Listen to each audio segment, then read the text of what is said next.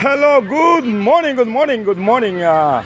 Araw ng Martes. Ayun, napadaan ako dito sa Ayala Mall, Legazpi.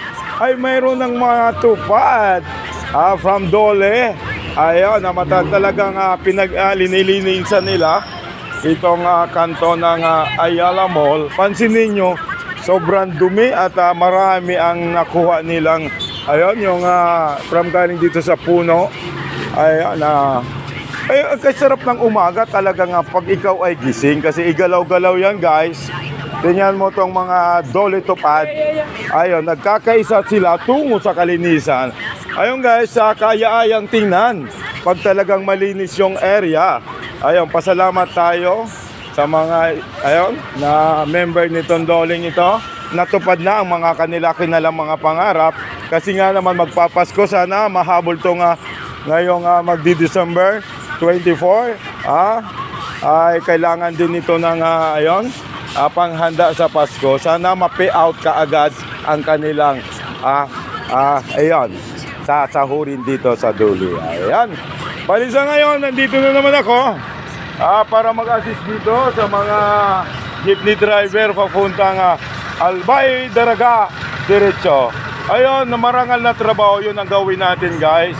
Huwag tayo pumili kung ano man ang gustuin natin. Basta kung ano ang nandoon, gawin na natin. Tiyaga, pasensya.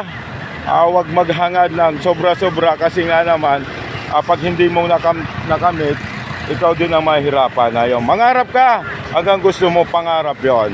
Ayun, Ayala Mall, Legazpi, sobrang linis na sa ngayon dahil sa tulong ng mga tupaders. Sa tulong ng Dole. Salamat din DSWD. Ayun, ako Bicol Fortilis. Thank you so much. Good morning Bicolandia.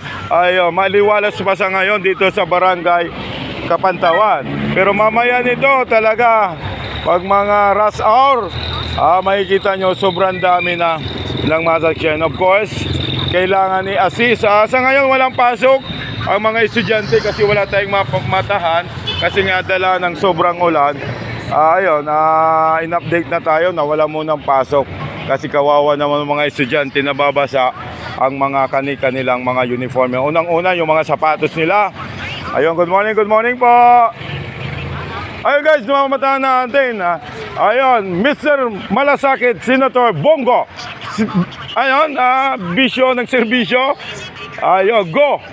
28 Bongo. Ayan, thank you so much, Senator Bongo. Ayan, lapitan natin, guys, Ayan, Mr. Malasakit, go, Bongo. Yun muna update ko, RBB Bicol TV, Ronald Araw, reporting na naman sa ganitong oras. Nagsasabing, mabuhay, Bicolandia, mabuhay sa bagong Legazpi. God is good all the time. Salamat, thank you so much sa mga tupaders. Thank you so much. Natupad na ang kaninyong mga kahilingan. To God be the glory.